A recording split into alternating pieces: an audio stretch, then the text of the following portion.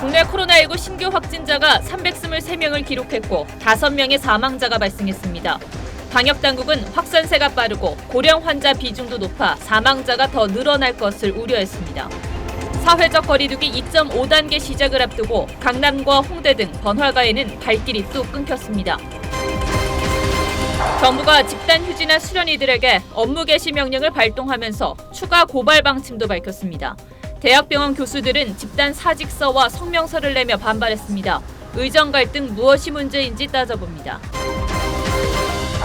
올 상반기 주요 증권사의 신규 계좌 개설 고객의 절반은 20, 30대였습니다. 빚을 내서라도 주식에 투자하고 아파트를 사는 젊은이들의 속사정을 집중 취재했습니다. 사상 첫 비대면으로 치러진 민주당 전당대회에서 60%의 득표율로 이낙연 의원이 신임 당대표로 선출됐습니다.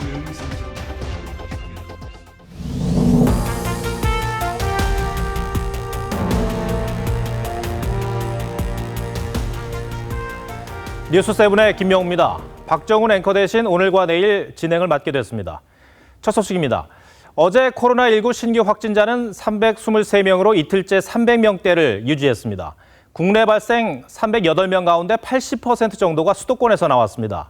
사랑제일교회 관련 누적 확진자는 1000명을 넘었습니다. 이 방역당국은 앞으로 5시간 뒤인 0시부터 강화된 방역조치 시행을 앞두고 국민들의 협조를 거듭 당부했습니다.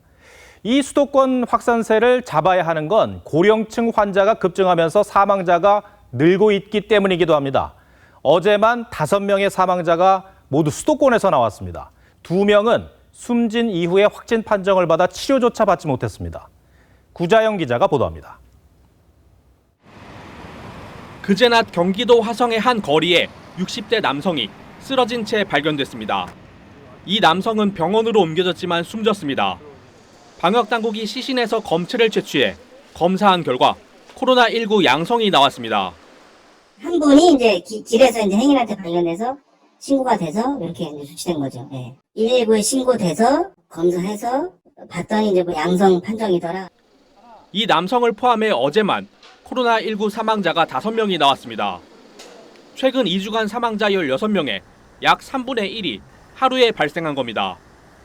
사망자 5명은 모두 60대 이상의 고령층으로 2명은 숨진 뒤 확진됐고 1명은 확진 당일 사망했습니다.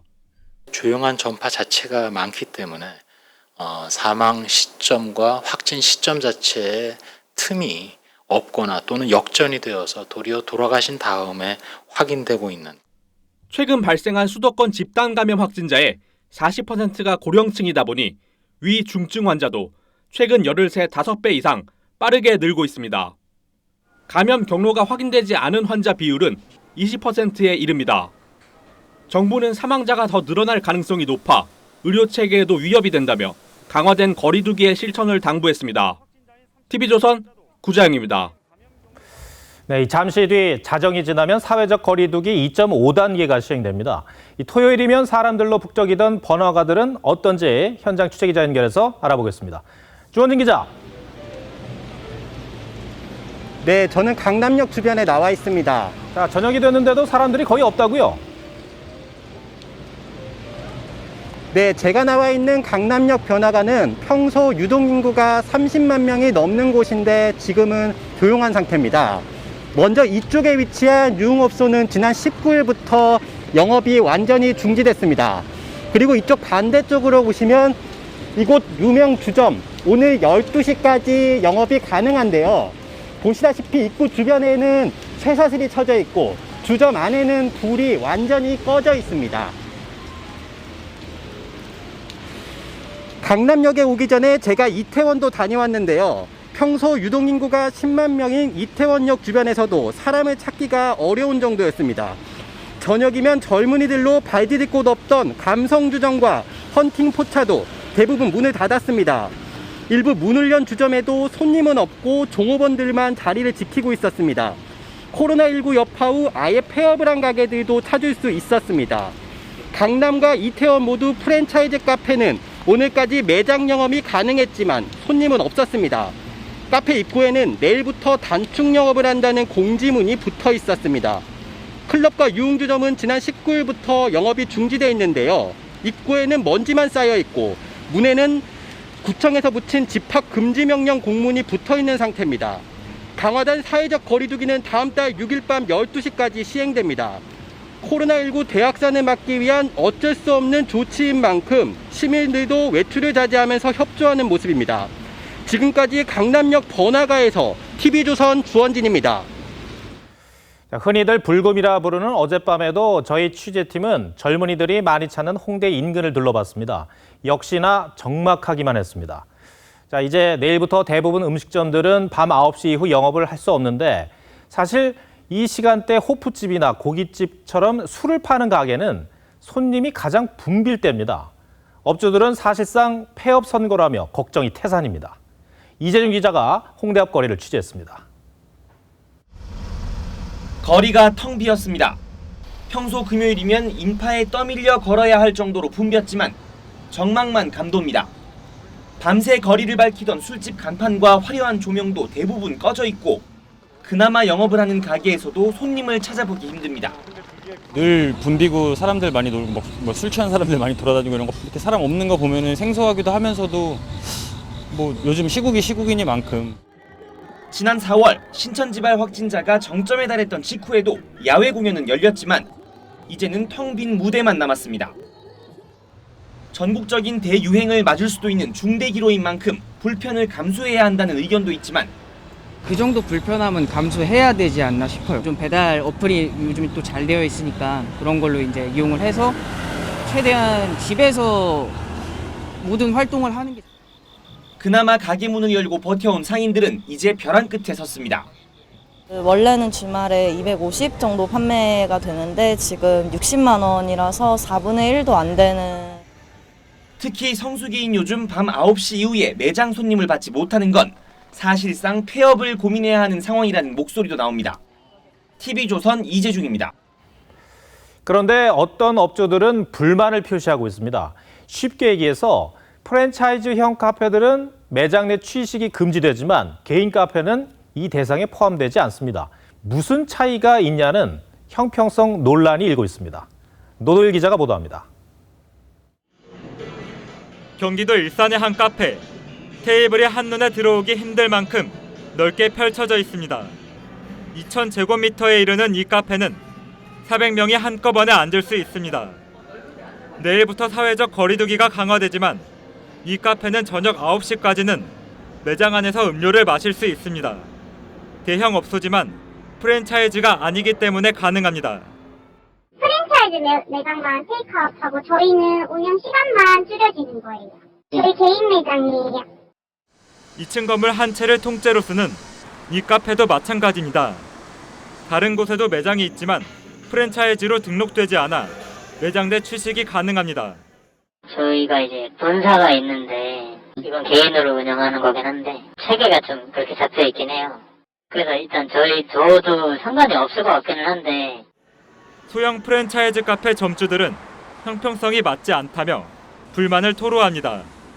풍선 효과죠. 이거는 분명히 그쪽으로 몰릴 건 뻔한데 개인 카페들로 사람들이 다 몰릴 건데 그럼 거기는 위험하지 않나요? 또 프랜차이즈이지만 제과점으로 등록한 업소에서는 매장 내 취식이 가능한 것도 문제로 지적됐습니다. 사회적 거리두기 강화 조치가 장기화된다면 조금 더 현실적이고 섬세한 조치가 필요하다는 지적이 나옵니다. TV조선 노도일입니다. 정부는 지금이 전국 확산을 막을 마지막 기회라며 국민 협조를 반복적으로 부탁하고 있지만 이 요청이 무색해지는 일들이 일부에서 벌어지고 있습니다. 사실상 거리두기 3단계 조치가 내려진 광주에서는 대면 예배를 한 교회가 적발됐는데 참석자 명단 제출도 거부하면서 경찰이 출동하기도 했습니다. 박건우 기자입니다. 신도수가 2천여 명에 달하는 광주의 한 대형 교회입니다. 어제 저녁 8시 45분쯤 이 교회에서 기도회가 열리고 있다는 신고가 광주시에 접수됐습니다. 광주에선 대면 예배를 전면 금지하는 등 사회적 거리두기 3단계에 준하는 행정명령이 발동 중인 상황. 광주시 직원이 현장 확인 결과 해당 교회가 행정명령을 어기고 기도 모임을 가진 것으로 파악됐습니다. 광주시는 당시 예배에 신도 70여 명이 참석한 것으로 보고 있습니다. 광주시는 출입자 명부와 발열 체크 대장을 요구했지만 교회 측은 집합 금지 명령이 부당하다며 제출을 거부했습니다. 와서 앉아서 다 떨어져 앉아갖고 예배드리고 갈 뿐인데 저희는 납득이 안 되잖아요. 그럼 교회 탄압으로밖에 안 비춰지잖아요. 이 과정에서 교회 관계자와 신도 일부가 강하게 반발했고 경찰도 출동했습니다. 출입문을 차단을 하고 이게 잠궈버리고 계시니까 저희가 계속 현장 점검이 필요하니까 문을 열어달라고 하는데 안 열어주시고 대기를 하다가 제주에서는 확진 판정을 받은 목사 부부가 지난 23일 삼방산 온천을 방문한 사실을 숨겨 비상이 걸렸습니다. 방역당국은 당시 온천 이용객이 700여 명인 것으로 보고 구체적인 접촉자 확인 작업에 나서고 있습니다. TV조선 박건우입니다. 이제는 외출도 모임도 최대한 자제해야 합니다. 부부 모임을 했던 사람들이 잇따라 확진 판정을 받았습니다. 문제는 소모임을 통한 전염이 이어지고 있지만 가장 처음 어떻게 감염됐는지는 파악하지 못하고 있습니다. 이심철 기자입니다. 경남 거제 식당 한 곳이 문을 닫았습니다. 지난 15일 이곳에서 부부 동반 개모임을 가졌던 10명 가운데 6명이 확진 판정을 받았습니다. 어제 60대 남성이 확진 판정을 받은 데 이어 오늘은 그의 아내와 또 다른 부부 그리고 참석자 2명이 확진 판정을 받았습니다. 2주가 지난 상황이잖아요. 증상이 있는 분들은 보호자 치료받기도 안내를 하고 있고 자기 아들들이 서울 같은 온 애들이 있는데 그쪽에서 아들들도 확진이 안 되고 해서 지난 25일 첫 확진자가 나온 거제 농장에서도 추가 확진자가 이어지고 있습니다. 25일 3명을 시작으로 26일 1명, 어제 6명이 줄줄이 확진 판정을 받았습니다. 모두 10명인데 일가족에 따른 2차 감염이 대부분입니다. 이 가운데 초등학교 긴급 돌봄 교실을 다니던 6살 아이도 포함됐습니다. 8월 들어 거제 확진자가 20명에 달하지만 감염 경로는 미공입니다. 4명의 감염 원인이 아직은 밝혀지지 않은 상태입니다. 두 집단 간의 연관 고리는 없는 것으로 현재 파악은 하고 있으나 경남 김해 부부 동반 여행에서는 9명이 확진 판정을 받았습니다. 방역당국은 지난 13일 울산의 한 골프장에서 감염된 것으로 보고 있습니다. 김해시는 여행에 참석해 확진 판정을 받은 김해개발공사 대표를 직위해제했습니다. TV조선 이심철입니다. 북한도 코로나19로부터 자유롭지는 못할 텐데 어제 평양 시내 한복판에서 대규모 콘서트를 열었습니다. 관객들이 다닥다닥 모여 있고 마스크를 쓰지 않은 청년들이 춤을 추기도 했습니다. 북한은 스스로 코로나 청정국이라 자부하며 김정은 위원장도 마스크를 쓰지 않고 있습니다. 고서정 기자가 보도합니다. 어제 청년절을 맞아 평양에서 열린 대규모 콘서트. 정복을 입은 여성 가수들이 흥겹게 노래를 부르고 곱게 한복을 차려입은 예술인들이 춤사위를 뽐냅니다. 출연자들은 탁월한 청년 중시 정치, 청년 사랑의 위대한 경륜을 펼쳐가는 우리 당리 품속에서 공연자들은 누구 하나 마스크를 쓰지 않았습니다. 반면에 관중들은 대다수 마스크를 착용하고 공연을 관람하는 모습이었습니다. 하지만 공연 끝에 열린 무도회에선 손에 손을 잡은 남녀들이 마스크를 쓰지 않은 채 춤을 춥니다. 김정은 위원장도 회의를 주재할 때나 현장을 시찰할 때 모두 마스크를 착용하지 않고 있습니다. 북한 주민들을 위해서 활동하는 모습을 생생하게 전하기 위해서 그 표정을 익힐 수 있도록 마스크를 북한은 공식적으로 코로나 확진자가 한 명도 없다면서도 국경 인근 1km 이내로 접근하면 발포하겠다면서 코로나 방지에 사력을 다하고 있습니다. 퀸타나 UN 북한인권 특별보고관은 북한의 의료시설이 열악하기 때문에 코로나 대규모 발병은 재앙이 될 것이라고 우려했습니다. TV조선 고서정입니다. 집단 휴진을 이어가고 있는 의사들과 정부의 갈등이 더 깊어지고 있습니다. 정부가 업무 개시 명령을 확대하고 추가 고발 방침까지 밝히자 이제는 대학병원의 교수들이 파업을 준비하겠다며 반발했습니다. 윤재민 기자입니다. 정부는 전국 20개 병원을 현장 조사해 집단 휴진한 수련의들에게 업무 개시 명령을 추가로 발동했습니다. 집중 현장 조사를 실시하고 집단 휴진에 참여한 278명에게 업무 개시 명령을 발령하였으며 진료에 복귀하지 않으면 추가 고발도 한다는 방침입니다. 하지만 수련이들은 전국 각지에서 릴레이 피켓 시위를 벌이며 집단 휴진을 이어갔습니다. 10명의 수련이가 고발된 각 대학병원에서는 교수들이 잇따라 성명서를 내고 제자들이 피해를 보면 좌시하지 않겠다며 정부를 비판했습니다. 특히 유대현 연대의과대학장은 단계적 파업에 집단 사직서까지 준비하겠다며 반발 수위를 높였습니다. 앞서 서울대병원은 다음 주 월요일부터 내과 진료를 축소하기로 했습니다. 정부와 의사들의 강대강 대치에 환자들은 싸움을 멈추라고 촉구하고 나섰습니다. 공급까지 하기 필요하지 않는지 잘 모르겠습니다. 그 다음 문제인 것 같습니다. 지금은 환자부터 일단 살려주고. 의사협회는 다음 달 7일부터 무기한 파업을 예고한 상황이어서 집단 휴진 장기화로 인한 진료 공백은 더욱 커질 전망입니다. TV조선 윤재민입니다. 이러한 갈등을 중재해야 할 정치권에서는 협박성 발언까지 나오고 있습니다. 열린민주당 황희석 최고위원이 의사협회장을 향해 파시스트 정부였다면 이미 고문당한 뒤 땅속에 있을 것이라고 말한 건데요. 어떤 내용인지 이태희 기자가 보도합니다. 정부가 업무 복귀 명령을 거부한 일부 의사들을 고발 조치한 데 대해 미래통합당은 정부가 의료진을 협박하고 있다고 비판했습니다. 김종인 비대위원장은 화상으로 열린 비대위 회의에서 정부가 의료진을 설득할 노력은 안 하고 협박만 하고 있다며 이래서야 코로나를 이길 수 있겠냐고 했습니다. 의료진을 소방대원에 비유하며 불이 어디서 났는지 책임 소재를 가리지 말고 불을 끄는 데 전념해야 한다고도 했습니다. 하지만 법률권에선 또다시 의협을 겨냥한 협박성 발언이 나왔습니다. 열린민주당 황희석 최고위원은 문재인 대통령을 파시스트적이라고 비판한 최대집 의협회장 글을 공유하면서 파시스트 정부였다면 이런 의협회장은 납치돼 고문당한 뒤 땅속이나 바닷속에 있을 것이라고 했습니다. 의협회장이라는 자가 무식을 떠벌리고 있다고도 했습니다. 이에 대해 통합당 소속인 김근식 교수는 입에 담지 못할 막말이라고 비판했습니다. 그러면서 최근 민주주의라는 이름으로 횡행하는 유사 독재를 모르는 황 최고위원의 무식함에 놀랍다고 지적했습니다. TV조선 이태희입니다. 정부와 의료계 대립이 극단으로 치닫고 있는데 왜 이러한 상황까지 오게 됐는지 사회정책부 최원영 기자와 함께 따져보겠습니다. 자, 최 기자, 코로나19가 재확산되는 이 엄중한 시기에 의사들이 가운을 벗는다는 건 그만큼 큰 이유가 있을 거라고 생각이 됩니다. 그게 도대체 뭡니까?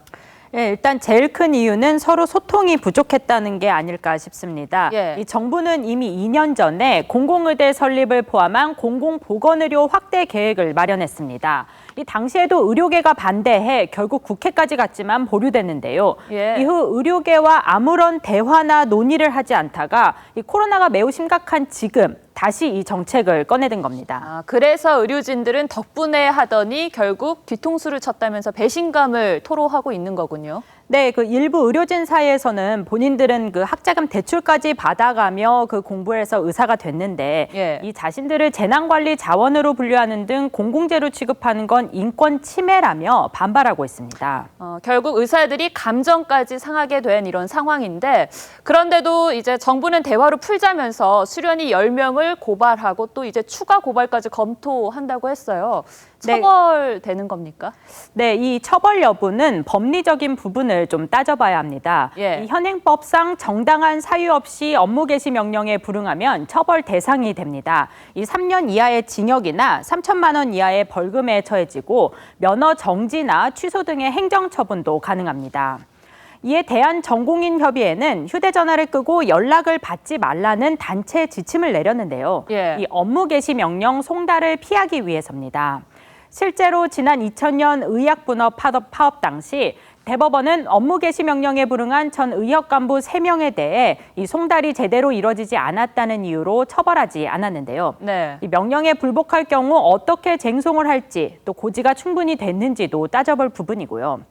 하지만 이 법무부는 업무 개시 명령을 직접 교부받지 않더라도 행정 절차법 등 관련 법률에 따라 적법하게 송달할 수 있다고 반박하고 있어 이 실제 재판까지 가게 된다면 치열한 법리 다툼이 예상됩니다. 그렇군요. 정부가 대화 없이 이렇게 밀어붙이듯 추진하는 것에 반발하는 그 심정도 어느 정도 이해는 됩니다만 그래도 의사는 어찌됐든 환자를 돌봐야 하는 그 사명감이 있기 때문에 국민들이 절대적으로 지지하기는 좀 어렵지 않겠습니까? 네, 이 적어도 절반 이상의 국민은 그렇게 생각하는 것으로 나타났습니다. 예. 이 한 여론조사 업체가 전국 성인 남녀 500명을 대상으로 정부의 업무 개시 명령 발동 공감도를 물었더니 이 절반이 넘는 51%가 적절한 결정이었다고 답했습니다. 다만 20대의 58%는 일방적 결정, 또 이 보수층의 55.8%도 일방적 결정이라고 답했습니다. 그래서인지 의사들도 이 시기에 집단 휴진을 한 것에 대해서는 담화문 등을 통해 국민에게 여러 차례 사과하고 이해를 당부하기도 했습니다. 여러 가지 불편들을 많은 환자분들께서 겪으셨을 것입니다. 그래서 그 부분에 대해서는 다시 한번 송구하다는 말씀을 드리겠습니다. 네, 계속 이렇게 가다가는 결국 피해는 국민들이 보게 될 텐데요. 양측의 대승적인 결단이 좀 필요해 보입니다. 최 기자, 잘 들었습니다. 네, 더불어민주당 신임 당대표의 5선에 이낙연 의원이 선출됐습니다. 이 대표는 코로나 전쟁에서 승리하고 통합의 정치를 하겠다고 포부를 밝혔습니다. 이 대표와 함께 당을 이끌 최고위원회는 친문과 비주류 후보가 고루 선출됐다는 평가가 나옵니다.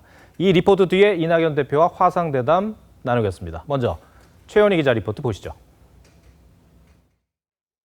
더불어민주당 당대표의 기호 1번 이낙연 후보가 당선되었음을 선포합니다. 이변은 없었습니다. 어차피 대표는 이낙연이란 뜻의 어대낙 전망이 현실이 된 겁니다. 이낙연 의원은 총 득표율 60.77%를 기록해 21.37%의 김부겸, 17.85%의 박주민 후보를 압도적인 표차로 제치고 대세론을 증명했습니다. 이 대표는 수락연설 중 울컥하며 코로나19가 하루빨리 끝나도록 노력하겠다고 했습니다. 여러분의 삶은 더 고달파질 것입니다. 이런 시기에 부족한 제가 집권 여당의 대표라는 짐을 졌습니다. 야당에 양보할 건 양보하며 원칙 있는 협의에 나서겠다고 했고 조속히 당정 협의를 열어 재난지원금 문제도 논의하겠다고 했습니다. 대표와 함께 당을 이끌 최고위원 5명도 선출됐습니다. 친문 김종민 의원이 가장 많은 득표로 당선됐고 원외인 염태영 수원시장은 지자체장 출신으론 처음으로 최고위에 입성했습니다. 비주류인 4선의 노웅래 의원도 최고위원으로 선출됐습니다. 미래통합당은 민주당 새 지도부에 협치를 당부했고 정의당은 개혁과제 속도감을 주문했습니다. 오늘 전당대회는 코로나19 확산 우려로 정당 역사상 처음으로 온라인으로 진행됐습니다. TV조선 최현입니다. 네, 더불어민주당 이낙연 대표와 화상 연결을 통해 좀 더 얘기 나눠보겠습니다. 자, 이낙연 대표님 먼저 축하드리겠습니다. 네, 감사합니다. 예, 근데 아까 수락연설 하실 때 보니까 중간에 울컥하시던데 만감이 교차하셨나 봐요. 예, 국민들의 고통이 느껴졌습니다. 네. 삶이 고달퍼질 것이다 하는 대목에서 어떻게 하나 하는 걱정이 생기고 그렇게 울컥했습니다. 알겠습니다.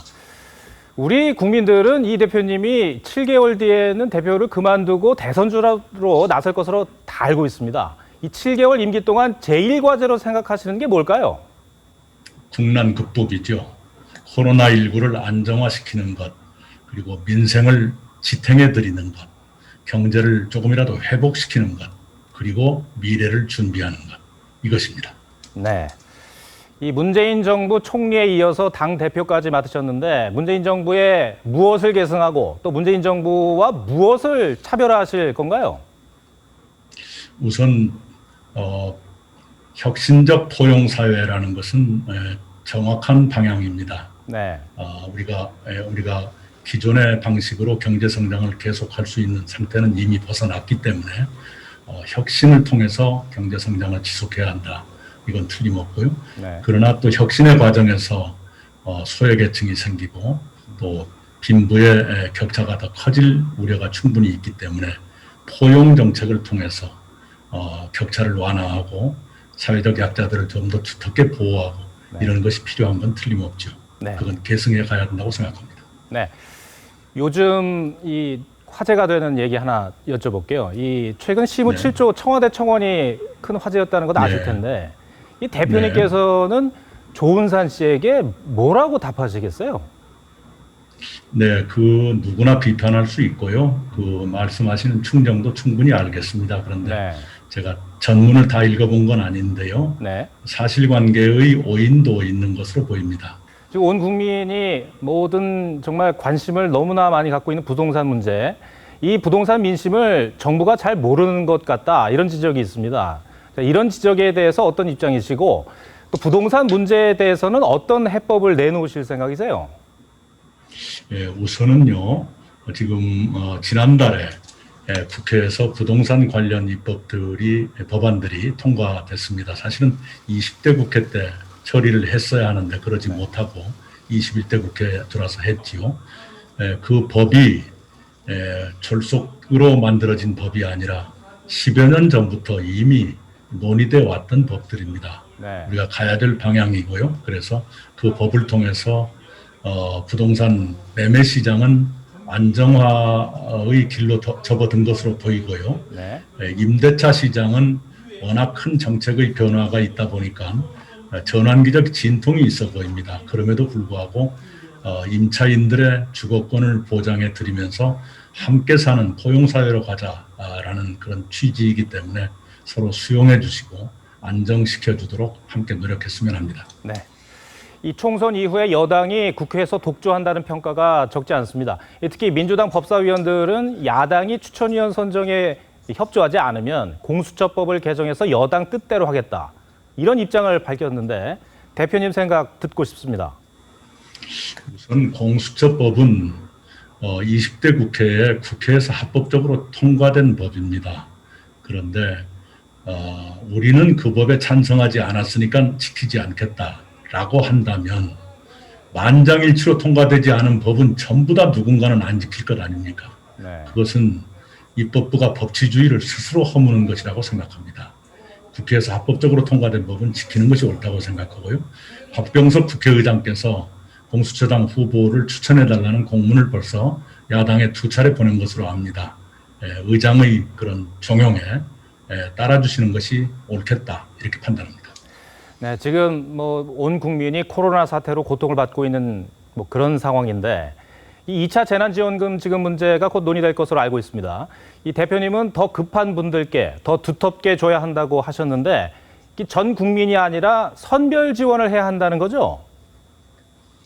네, 이렇게 보십시다. 우선은요, 민생지원책이 재난지원금만 있는 것이 아닙니다. 이제까지 우리가 재난지원금은 딱 한 차례 드린 것뿐인데요.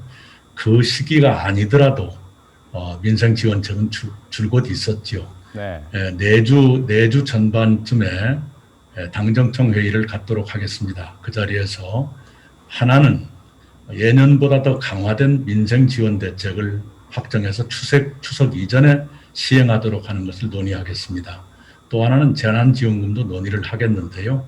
어떠한 문제든 여당 대표 마음대로 할 수 있는 해서는 안 되죠. 논의를 해야 되는 것이니까요. 다만 저의 신념으로는 긴급 재난지원금이니까 긴급하게 지원하는 것이니까 재난을 더 많이 받는 분들께 더 빨리 더 두텁게 드리는 것이 원래 제도의 취지에 맞다, 이렇게 생각을 합니다. 실제로 금년 4월 총선거가 있고 이런저런 정치적 사정도 있어서 전 국민께 재난지원금을 드렸었는데요. 네, 그렇죠. 그 결과는 고소득층에게 더 많은 도움을 드리는 것처럼 되어 있어요. 그런 1차 재난지원금 지급의 경험도 참고해 가면서 논의를 해야 한다고 생각하고 그렇게 하겠습니다. 네. 이 여론조사라는 게 오르락 내리락 하는 것이어서 일희일비할 거는 아닙니다만, 이제 그래도 오랜 기간 대선 주자 1위를 차지하시다가 최근엔 이재명 경기지사와 박빙인 그런 조사 결과가 나오고 있어요. 이게 왜 그렇다고 생각하십니까? 네, 여러 가지 이제 답답함 같은 것이 있었겠죠. 그런데 지금은 국난을 극복하는 데 집중해야 될 때입니다. 그래서 그런 문제에 별로 마음을 쓰면 안 된다고 생각은 하고요. 국난 극복을 위해서 누구든, 특히 중앙정부든 여야 정당이든 지방자치단체든 각자의 역할을 다하면서 협력해가는 그것이 필요한 단계라고 생각합니다. 네. 마지막 질문하겠습니다. 이 내년 봄 재보궐선거 때 서울과 부산시장 선거에 당 후보 내실 생각입니까? 제가 여러 차례 말씀드렸습니다. 더 급한 일을 먼저 처리해 가면서 늦기 전에 그리고 책임 있게 결정을 하겠습니다. 네, 알겠습니다. 대표님 다시 한번 축하드리고 지금까지 말씀해 주신 거 감사드립니다. 고맙습니다. 네, 감사합니다.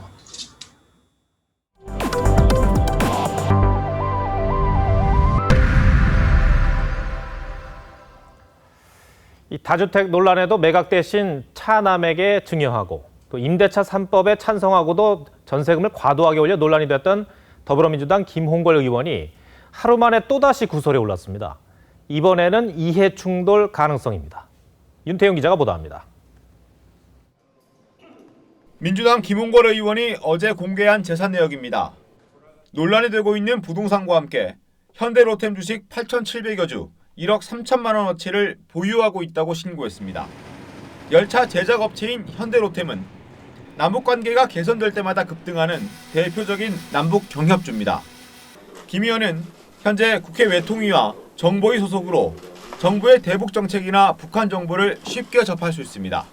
외통위 소속 국회의원이 대북 관련주를 가지고 있다는 것은 직무 관련성이 있을 뿐 아니라 이해 충돌의 우려도 있어 보입니다. 이 때문에 인사혁신처 백지신탁위원회는 김 의원이 주식을 처분해야 하는지를 심사하고 있는 것으로 알려졌습니다. 김 의원 측이 밝힌 주식 매입 시점은 지난해 9월 김 의원이 대북 민간단체 연합체인 민화협 의장을 맡고 있던 때입니다. 김 의원 측은 부인이 매입해서 김 의원 자신은 잘 모르는 부분이라면서도 결과를 따르겠다고 했습니다. 국회 과방위 무소속 양정숙 의원도 삼성전자와 SK하이닉스 주식을 보유하고 있고 국토위의 통합당 김희국 의원은 배우자가 국토교통 관련 주식을 많이 보유하고 있어 이해 충돌 우려를 낳고 있습니다. TV조선 윤태윤입니다. 김현미 국토부 장관이 국회에서 발언한 영끌하는 30대가 안타깝다는 말이 이번 주 내내 입길에 오르내렸습니다. 이 당사자인 30대들은 김 장관이 부동산 시장의 현실도 모르고 타들어가는 자신들의 속도 모른다며 분노하고 있습니다. 이렇게 해서라도 집을 살 수밖에 없다는 30대의 속내에 오늘의 포커스를 맞췄습니다. 지난 25일 국회에 출석한 김현미 국토부 장관은 30대의 부동산 매매를 이렇게 표현했습니다. 30대에 영끌하는 그런 매수세라 그럴까? 법인이 내놔야 될 물건들을 비싼 가격에 30대가 사준 게 아닌가 이런 굉장히 안타까움이. 영혼까지 끌어모은다는 뜻의 영끌. 할 수 있는 방법을 총동원해 집을 사는 형태를 가리키는 신조어인데요. 적극적으로 집 매수에 나서는 30대를 지적한 겁니다. 최근 전세금과 신용대출을 끌어모아 염창동에 20년 넘은 아파트를 구입한 30대 이모 씨. 정부의 부동산 정책이 아쉽다고 말합니다. 처음에는 정부 말을 많이 신뢰를 했었는데 이와 다르게 집값이 많이 오르고 되다 보니까 그런 신뢰도도 좀 떨어지는 것 같고. 영끌이 안타깝다는 김 장관에 대해선 현실과 다르다고 하소연합니다. 정수도 중년에 비해서 정수 낮고 더 기다리다 보면 집값이 어떻게 될지 모른다는 불안감 때문에 더 조급해지는 마음이 있어가지고. 30대들은 최근 아파트 매수세를 이끌고 있습니다. 지난달 매매된 서울 아파트 1만 6천여 건 가운데 30대 이하가 사들인 경우는 36.9%, 작년 1월만 해도 25.4%로 40대보다 적었지만 올해 들어서는 40대 매수세를 훌쩍 앞질렀습니다. 서울 강서구의 아파트입니다. 지난달 이곳 아파트를 사들인 사람 중 20, 30대는 무려 절반에 가까운 46.6%에 달했습니다. 확실히 많아요. 수령제가 본격화된 이후부터는 어떻게든 집은 일단 사둬야 된다, 그런 심리가 계속 자리 잡은 것 같아요. 30대들이 영끌로 집을 사는 또 다른 이유는 높은 청약문턱입니다. 최근 발표된 서울 은평구의 한 아파트 청약 가점 커트라인은 69점. 4인 가족이 무주택 기간과 청약 통장 가입 기간에서 모두 만점을 받아야 가능한 점수입니다. 30대 같은 경우에는 부양가족 수라든가 뭐 이런 측면에서 봤을 때는 거의 불가능하다고 보시면 돼요. 가장 큰 거는 이제 주택을 안 사면은 영원히 뒤처진다. 이런 공포감 같은. 영끌이 늘면서 30대의 빚도 늘고 있습니다. 최근 2년간 시중은행 주택담보대출의 35.7%는 30대가 받아가 전 세대 중 가장 많았습니다. 천정부지로 치솟는 집값에 그림의 떡인 청약시장. 지금이 아니면 영원히 살 수 없다는 절박감이 30대를 영끌로 내몹니다. 나중에 집을 어떻게 사야 되나 고민도 많고, 뭐 정부에서 뭐 집값을 좀 하향해 주던지. 뉴스7 포커스였습니다. 네, 서아프리카 인근 해역에서 참치잡이 여선에 타고 있던 우리 선원 2명이 무장 괴한에 납치됐습니다. 현지 시간 오전 8시쯤 서아프리카 토고 인근 해상에서 무장 세력이 우리 국적 선원 2명과 가나 선원 48명을 태운 어선을 습격했고 우리 국민 2명만 납치해 도주했습니다. 외교부는 현지 공간에 비상대책반을 구성했습니다. 지난 5월과 6월에도 서아프리카 해상에서 우리 선원들이 납치됐다 풀려난 적이 있습니다. 얼마 전 경기도 화성의 한 승마장에서 말을 타고 나간 뒤 실종됐던 50대 여성이 이틀 만에 숨진 채 발견됐습니다. 알고 보니 이곳은 무허가 승마장이었고 말들의 탈출 소동이 벌어진 전례도 있었습니다. 김승동 기자입니다. 논 옆으로 축사가 길게 이어져 있습니다. 가까이 가보니 승마장입니다. 지난 24일 이곳에서 말을 타고 나간 50대 여성이 실종됐는데 이틀 만에 인근 하천에서 숨진 채 발견됐습니다. 차마 자기가 있다가 그 자기만하고 나서 이 승마장은 SNS에 야외에서 말을 타는 영상을 올려 홍보하고 있습니다. 축사에는 말 30여 마리를 키우고 있습니다. 10만 원, 12만 원 그 정도 뭐 10회 뭐 이런 식으로 끊는 것 같더라고요. 여기 주말에도 많고 평일날 꽤 있는 편인데. 하지만 무허가 시설로 드러났습니다. 지자체에 소규모 축사로 등록한 뒤 시설을 중축해 불법으로 승마장을 운영했습니다. 불법이다 보니 보험도 가입할 수 없기 때문에 사망 사고가 나면 보상도 막막합니다. 불법 중축을 한 거예요. 가축분뇨 처리 및 이용에 관한 법률 위반이고 그러니까 이제 말상 육성법을 위반했어요. 이 승마장에서는 지난해 9월 축사를 탈출한 말 3마리가 고속도로를 20분간 활보하는 소동도 벌어졌습니다.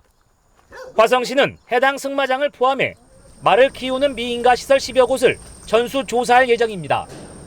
TV조선 김승돈입니다. 사임 발표를 한 일본 아베 총리가 아소다로 부총리의 만류에도 사임을 고집한 걸로 알려졌습니다.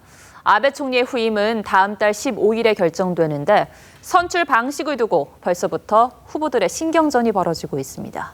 박소영 기자입니다. 자민당은 총재 선출 방식을 간사장에 일임했습니다. 니카이도시히로 간사장은 당내 의원들을 중심으로 투표를 할지 당원 투표를 거칠지 아직 결론을 내리지 못했습니다. 다음 달 15일쯤으로 일정만 먼저 잡았습니다. 이시바 시게루 전 간사장은 당원들에겐 인기가 있지만 의원들의 지지도는 약한 편입니다. 당원 투표를 하는 게 유리합니다. 의회 내에 파벌을 갖고 있는 기시다 후미오 정조 회장은 당원 투표가 없는 게 더 낫습니다. 스가 요시히데 관방장관은 의회 내 반대자가 적다는 강점이 있습니다. 니카이 간사장은 시간이 많지 않다는 점에서 당원 투표를 하지 않는 쪽에 무게를 두는 것으로 알려졌습니다. コロナ対策、今、こういう状況なのでしっかりその今後の先の部分も考えて行動できる方に総理になってもらいたいなと思います。 의원 내각제인 일본은 다수당인 자민당의 새 총재가 곧바로 총리직에 오릅니다. 아베는 측근들에게 발표 직전까지 사임 의사를 숨긴 걸로 알려졌습니다. 가기가 끝난 뒤 아소 부총리에게만 식욕이 없어졌다, 국정을 감당할 수 없다고 토로했습니다. 아소는 이에 통원 치료를 받자고 설득했는데 아베의 결심은 바뀌지 않았다고 일본 언론들은 전했습니다. TV조선 박소영입니다. 57년 전 인권운동가 마틴 루터킹 목사가 나는 꿈이 있다던 유명한 연설을 남긴 장소에 시민들이 다시 모였습니다. 이번에는 경찰의 흑인 과잉 진압에 반발하며 우리의 목에서 무릎을 떼라고 외쳤습니다. 이유진 기자입니다. 흑인 인권운동가 마틴 루터킹 목사가 인종차별 반대를 외쳤던 링컨 기념관 앞. 57년이 지나 같은 날 같은 장소에서 같은 시위가 열렸습니다.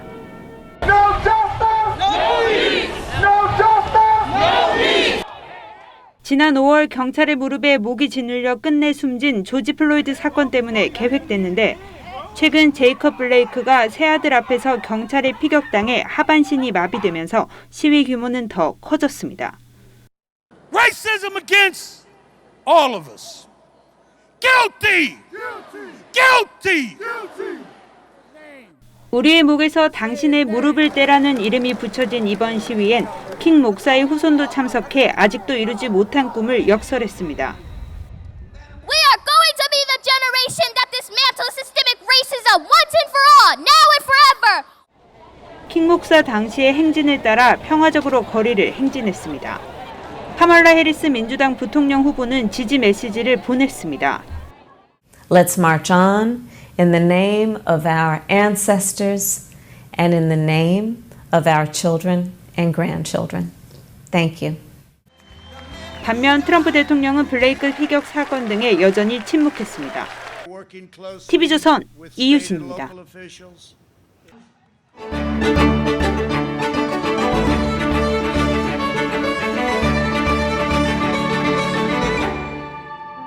But there's this family secret, and the secret is that the men in the family can travel in time. 불가항력적인 시간을 내 마음대로 되돌릴 능력을 지닌 이 영화 속 주인공은 과거로 시간 여행을 자주 떠납니다. 덕분에 사랑도 쟁취하고 곧 세상을 떠날 아버지와 작별 인사를 나눌 기회도 얻습니다. 살다 보면 영화처럼 시간을 되돌리고 싶을 때가 찾아오곤 하지요. 코로나 전국 확산의 폭풍 전야라던 지난 25일 방역을 책임지는 한 당국자가 브리핑을 마치면서 문득 시간을 되돌리고 싶은 순간을 이야기했습니다. 만약 정말로 힘든 상황이 온다면 시계를 되돌리고 싶을 순간이 바로 오늘일 것입니다. 오늘 지금 이 순간 실천이 필요합니다. 내일의 불행을 막으려면 오늘의 실천이 절실하다는 간곡한 호소였습니다. 그럼에도 불구하고 미래의 불행을 자초하는 행태들이 벌어집니다. 지하철에서 마스크를 써달라는 말에 주먹을 휘두르는가 하면 제주도에서는 노마스크로 3일간 야간 파티를 즐기기까지 했습니다. 거짓말로 방역 전선을 흐트리는 일도 잇따르죠.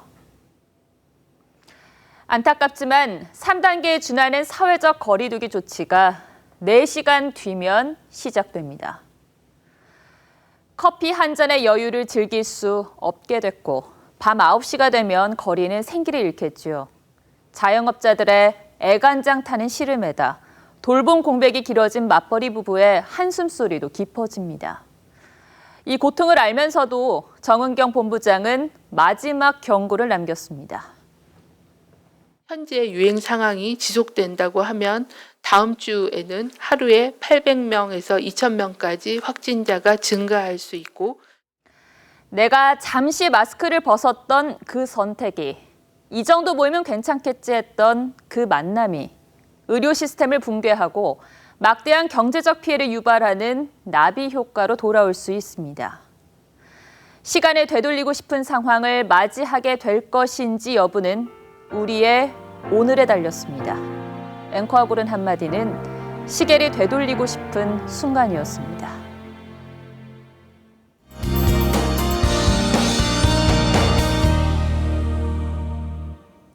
곳곳에 강한 소나기가 내리고 있습니다. 일요일인 내일도 갑작스런 소나기가 몇 차례 지날 수가 있겠고요. 여기에 중부 지역은 또 다른 비구름이 추가적으로 유입되기 시작했습니다. 내일 아침까지 최고 80mm가 더 내리겠고요. 여기에 소나기까지 더해지면 총 100mm가 넘겠습니다. 비 피해가 없도록 조심하셔야겠습니다. 이렇게 비가 내리는데도 기온은 더 오르는데요. 내일 대전과 대구가 35도, 서울은 31도까지 오르겠습니다. 한편 9호 태풍 마이삭이 한반도를 향해서 북상하고 있습니다. 다음 주 수요일에는 서귀포 남쪽 해상까지 올라온 뒤 부산과 독도 부근 해상을 거칠 것으로 보입니다. 이 영향으로 다음 주 중반에는 전국에 비가 오겠습니다. 날씨였습니다.